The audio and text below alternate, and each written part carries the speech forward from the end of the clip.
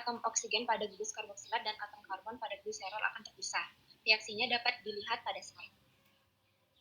Setelah NaOH ditambahkan, sampel dipanaskan untuk menyempurnakan reaksi, di mana kesempurnaan reaksi saponifikasi dapat diuji dengan cara meneteskan beberapa tabung reaksi beberapa hasil penyabunan ke dalam tabung reaksi yang berisi air. Kemudian setelah kesempurnaan saponifikasi sudah terjadi, sampel ditambahkan 10 ml air dan dipindahkan ke dalam beker gelas 250 ml lalu dipanaskan di atas water bath.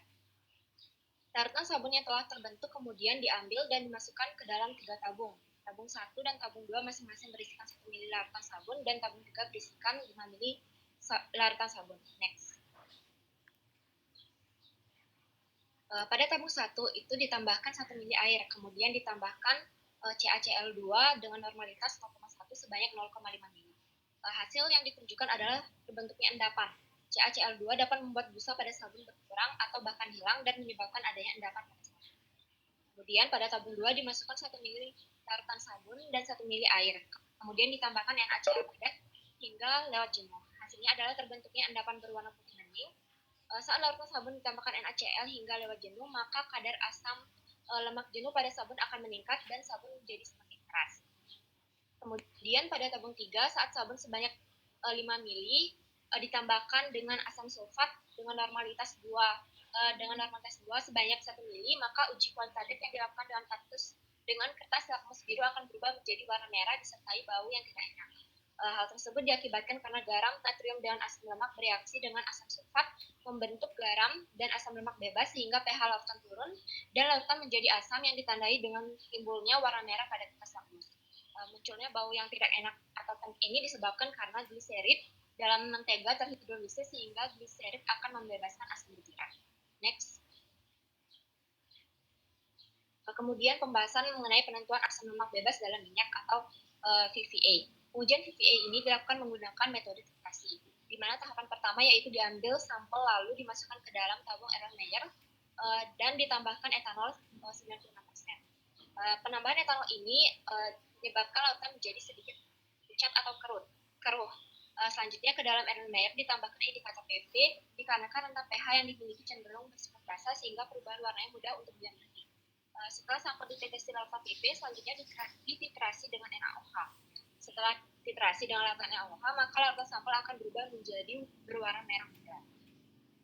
Kenaikan nilai VVA ini menunjukkan minyak mengalami kerusakan akibat hidrolisis, di mana semakin tinggi nilai VVA dalam minyak, maka kualitas minyak semakin rendah dan sebaliknya. Berdasarkan hasil perhitungan pada bagian hasil praktikum, didapat bahwa persen asam lemak bebas pada hidrolisis minyak sawit dengan menggunakan NaOH volume 1,5 ml yaitu sebesar 0,41739 dan seterusnya atau bisa dibulatkan menjadi 0,4%. Di mana berdasarkan SNI syarat asam lemak bebas pada minyak sawit itu maksimal 0,3%. Jadi dapat dikatakan minyak sawit yang digunakan dalam praktikum ini tidak memenuhi syarat itu sehingga tidak layak digunakan atau dikonsumsi. Next. Untuk selanjutnya dilanjutkan oleh saya. Baik, selanjutnya adalah kesimpulan. Reaksi saponifikasi adalah suatu reaksi hidrolisis lemak yang dapat menghasilkan produk berupa sabun, yaitu merupakan garam-garam asam lemak dan gliserol bebas. Penambahan CaCl membuat busa pada sabun berkurang atau bahkan hilang dan menyebabkan adanya endapan pada sabun. Penambahan NaCl pada sabun akan menyebabkan sabun bertekstur keras. Dalam suasana asam, sabun akan menjadi asam lemak bebas atau free fatty acid atau FFA. Didapatkan persentase kadar FFA atau persentase asam lemak bebas pada minyak sawit berdasarkan hasil perhitungan yaitu 0,4% dan kualitas sampel minyak sawit yang digunakan kurang baik. Parameter yang digunakan untuk menentukan kualitas minyak sawit adalah kadar asam lemak bebas, di mana semakin besar kadar lemak bebas, maka kualitas minyak sawit akan semakin buruk. Next.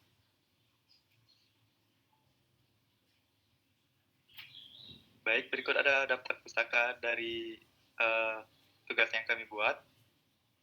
Jika ada pertanyaan, dipersilakan.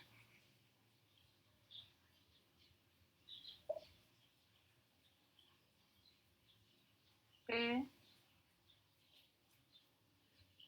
karena waktu ya,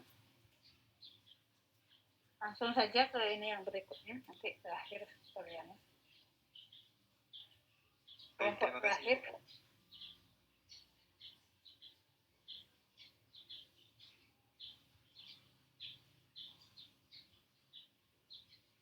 Tunggu sebentar ya Bu, masih persiapan. Ya, sambil menunggu.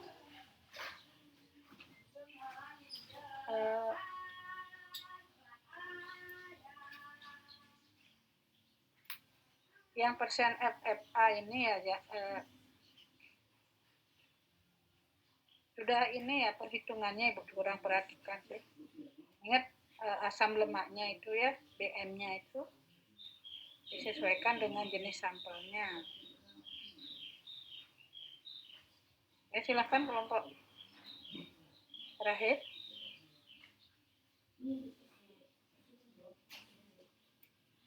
Sudah tampil. Waktu dan kesempatannya. Jadi di sini kami dari kelompok D2 akan mempresentasikan mengenai hasil praktikum analisis lipida. Adapun anggota kelompok kami yang pertama adalah saya Ibnu Bagus punya Dinata NIM 82, Imadi Prima Renanda NIM 83, Usia Ibu Kirana Dewi NIM 84 dan Ida Ayu Karnia Suari NIM 85.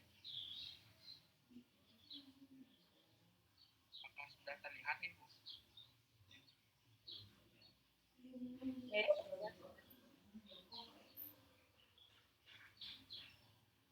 Baik, jadi langsung saja yang pertama.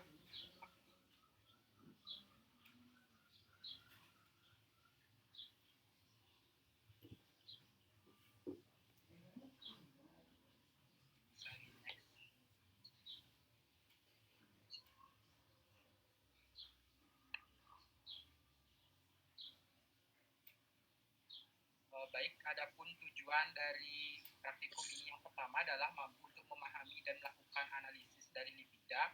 Yang kedua adalah mampu memahami reaksi penyabunan atau saponifikasi serta uji kesempurnaannya.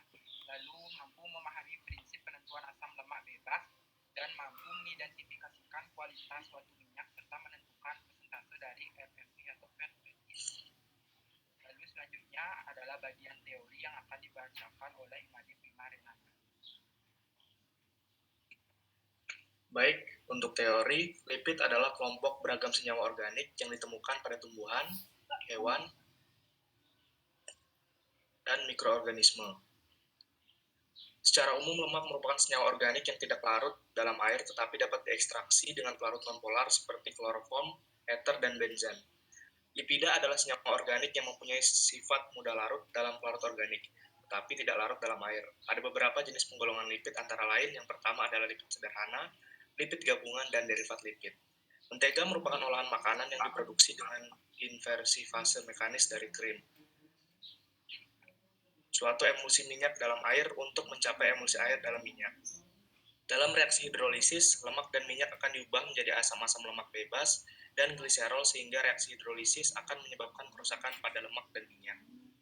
Asam lemak adalah asam organik yang terdapat sebagai ester trigliserida atau lemak, baik yang berasal dari hewan ataupun dari tumbuhan. FFA menggambarkan banyaknya kandungan asam lemak bebas dalam minyak jelantah yang nantinya akan mencerminkan kualitas dari suatu produk. Persentase FFA dapat diperoleh melalui rumus yang dapat dilihat pada slide. Next.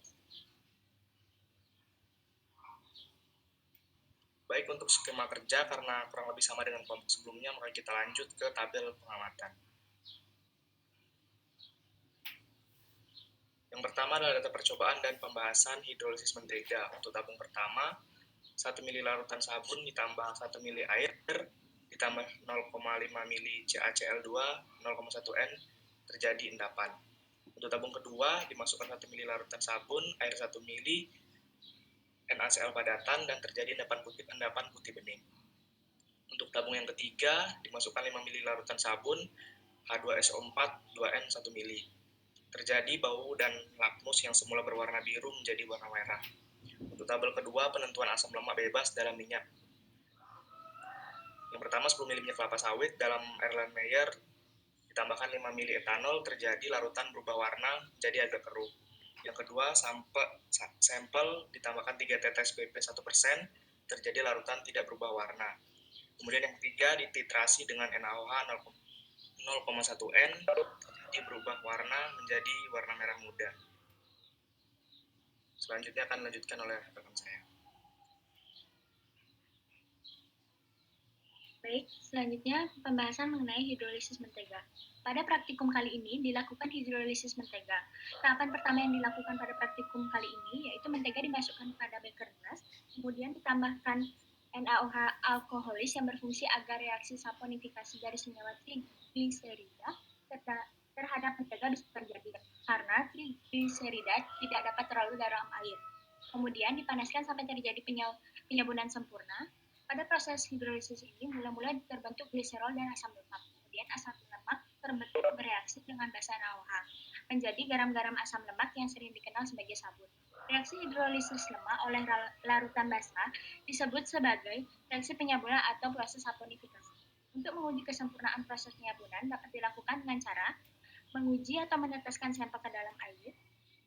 Ujian dapat dilakukan dengan cara larutan yang akan diuji ke dalam air dan mengamati perubahan yang terjadi. Setelah saponifikasi dikatakan sempurna, maka langkah selanjutnya sampel ditambahkan 10 ml air dan dipindahkan ke dalam beker gelas 250 ml, lalu dipanaskan di atas penagas air mendidih, lalu larutan sabun yang telah dibuat kemudian diambil dan masukkan ke dalam 3 tabung. Untuk tabung pertama dan kedua masing-masing berisikan 1 ml larutan sabun, dan untuk tabung ketiga berisikan 5 ml larutan sabun. Untuk tabung pertama ditambahkan 1 ml air, kemudian ditambahkan CaCl2 0,1 N sebanyak 0,5 ml. Hasil yang diperoleh dari percobaan ini adalah terbentuknya endapan. Endapan tersebut disebabkan karena CaCl2 dapat membuat pasta pada sabun berkurang atau bahkan menghilang dan akhirnya menyebabkan endapan pada sabun. Hal itu juga terjadi karena seseorang mandi menggunakan air sada merupakan air yang mengandung kation-kation alkali tanah seperti Mg12, Ca12, dan Sl12 dan disebabkan juga oleh kation-kation bermuatan 12 misalnya Mg12 dan Mn12. Oleh karena itu dapat dikatakan bahwa air sada menyebabkan resisten menurun karena adanya interaksi yang penyebab kesadaan dengan molekul sabun. Untuk tabung kedua, miliar air, kemudian ditambahkan NaCl padat hingga lewat jenuh. Hasilnya adalah terbentuknya endapan yang berwarna putih bening. Peristiwa tersebut disebut dengan salting out. Salting out merupakan peristiwa di mana suatu zat terlalu tertentu mempunyai kelebihan dasar dibanding zat utama yang akan menyebabkan penurunan kualitas zat utama atau terbentuknya karena reaksi kimia. Pada praktikum kali ini dihasilkan larutan berwarna kuning dengan endapan tipis, di mana keadaan ini menyebabkan larutan membentuk 3 lapisan, yaitu lapisan atas berwarna kuning, lapisan bawah berwarna putih, dan lapisan tengah berwarna jernih. Jadi penurunan kelarutan pada sabun sehingga tidak terbentuk lapisan-lapisan sehingga hasil reaksi kimia antara sabun dan NaCl pada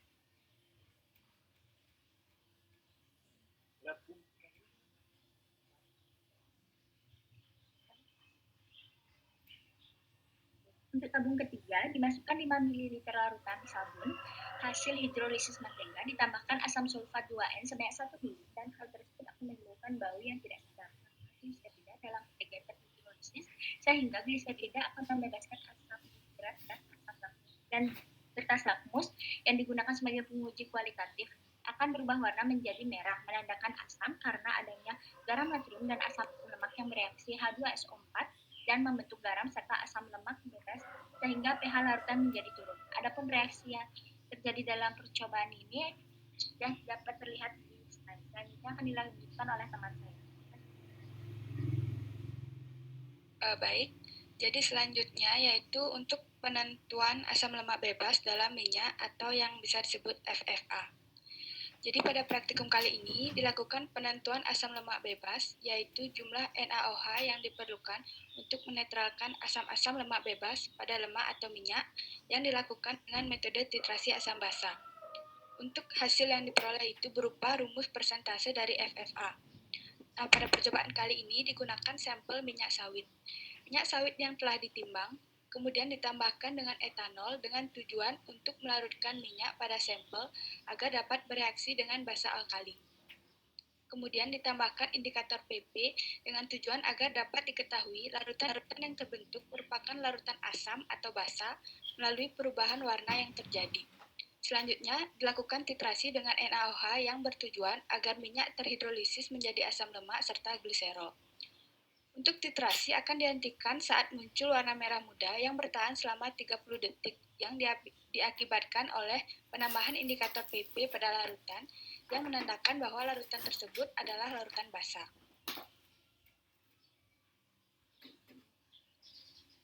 Next.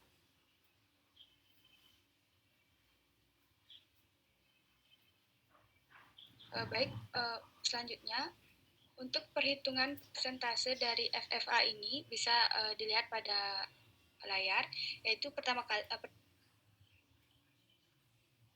atau massa dengan menggunakan rumus rho dikali volume, kemudian kita masukkan 0,92 gram per mililiter dikali 10 mililiter, mendapatkan hasil 9,2 gram. Kemudian untuk persentase FFA-nya bisa kita cari dengan menggunakan volume NaOH dikali NaOH, kemudian dikali BM asam lemak dikali 100% per berat sampel dalam gram dikali 1000. Untuk volume NaOH-nya kita menggunakan 1,50 mili sesuai dengan data yang sudah diberikan. Kemudian dikali 0,1 normal dikali 256 sesuai dengan BM dari minyak sawit. Kemudian dikali 100% per 9,2 gram dikali 1000. Maka akan mendapatkan hasil 3.840 dibagi 9.200. Maka hasil akhirnya yaitu 0,417 sekian, kita bulatkan menjadi 0,417%. Kemudian berdasarkan hasil perhitungan FFA ini, didapatkan nilai asam lemak bebas yang terdapat dalam minyak sawit adalah sejumlah 0,417%. Berdasarkan SNI nomor 01/2901/2006, syarat asam lemak bebas pada minyak kelapa sawit yaitu maksimal 0,5%. Jadi dapat disimpulkan bahwa minyak sawit yang diujikan pada praktikum ini tidak melebihi kadar asam lemak bebas yang telah ditetapkan SNI, sehingga dapat dikatakan bahwa minyak ini memiliki kualitas yang baik serta layak untuk dikonsumsi ataupun digunakan. Next. Untuk kesimpulannya, lipid adalah kelompok beragam senyawa organik yang ditemukan pada tumbuhan, hewan, dan mikroorganisme. Sedangkan lipida adalah senyawa organik yang mempunyai sifat mudah larut dalam pelarut organik tetapi tidak larut dalam air. Kemudian ada beberapa jenis pengolahan lipid yaitu lipid sederhana, lipid gabungan, dan derivat lipid. Menurut ada atau tidaknya ikatan rangkap yang terkandung dalam asam lemak dapat digolongkan menjadi asam lemak jenuh dan asam lemak tidak jenuh. Kemudian untuk reaksi saponifikasi merupakan reaksi hidrolisis lemak atau minyak dengan menggunakan basa kuat seperti NaOH sehingga menghasilkan gliserol dan garam asam lemak atau sabun. Kesempurnaan saponifikasi dapat dibuktikan dengan meneteskan larutan ke dalam air. Kemudian apabila larutan sabun direaksikan dengan NaCl, maka akan terjadi peristiwa salting out. Larutan sabun yang direaksikan dengan H2SO4-2N menghasilkan larutan yang berwarna putih dan tercium bau tengik atau bau asam karena terbentuknya asam lemak bebas.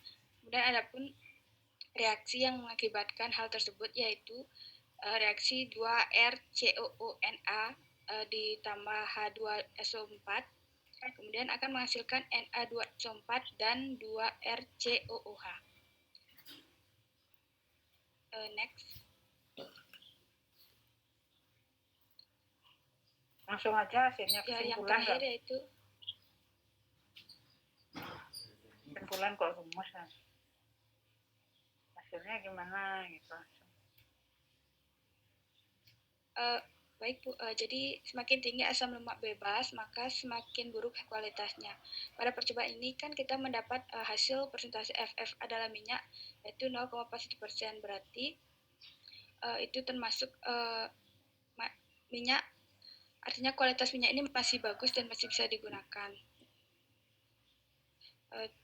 Baik, sekian yang bisa saya sampaikan. Untuk daftar pustaka atau pustaka yang kita gunakan bisa dilihat pada layar. Dan mohon maaf apabila selama presentasi terdapat kesalahan yang baik sengaja ataupun tidak sengaja. Saya ucapkan terima kasih dan saya kembalikan ke moderator. Terima kasih. Ya, jadi sebaiknya yang ditampilkan dalam kesimpulan itu adalah menjawab tujuan praktikum apa, tapi langsung hasilnya lah. Jangan lagi kayak tadi itu rumus dimasukkan di kesimpulan ya. Kesimpulan juga singkat saja.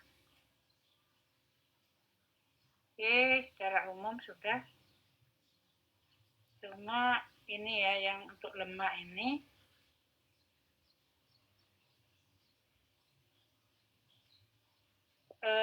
belum banyak yang menampilkan reaksi antara kalau sabun itu ditambahkan dengan CaCl2, reaksinya seperti apa? Saya bisa menjawab, reaksinya belum ditulis. Oke, mengendap, ya mengendap. Terus reaksinya seperti apa? Itu sebaiknya ada. Mestinya ada. Kok bisa dia mengendap? Yang mengendap itu apa sebenarnya? Ya, untuk kelompok terakhir ini mungkin saya jawab. Sabun tambah CaCl2, reaksinya seperti apa?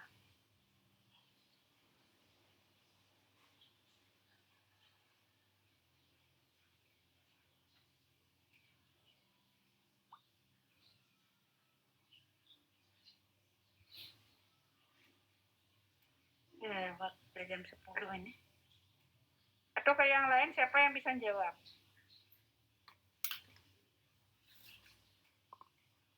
Terbentuk endapan, Bu. CaCl2. Ya, maksudnya endapannya itu endapan apa? Yang mengendap itu senyawanya apa gitu. Izin menjawab. Tapi saya bukan dari kelompoknya, apa nggak boleh, Bu? Ya, silakan karena waktu ini. Baik, untuk reaksi yang terjadi itu adalah kan sabun kita berarti nanti tuh RCOONA akan bereaksi RCONA akan bereaksi dengan CaCl2 membentuk RCOOCa dengan NaCl2. Kemudian karena adanya Ca di ikatan RCO-nya itu nanti bakalan terjadi endapan. Jadi yang menyebabkan terjadi endapan itu atau yang mengendap adalah RCOCa-nya, Bu. Dan hasil sampingnya adalah NaCl2. Ada salah dikit ya, ada benar RCOOCa yang mengendap. NaCl nggak ada NaCl2. Oh iya, Bu, maksudnya NaCl. Hasil sampingnya. Baik, Bu, terima kasih. Benar. Ya, nanti yang lain ditambahkan itu ya. Artinya itu harus ada tuh reaksi.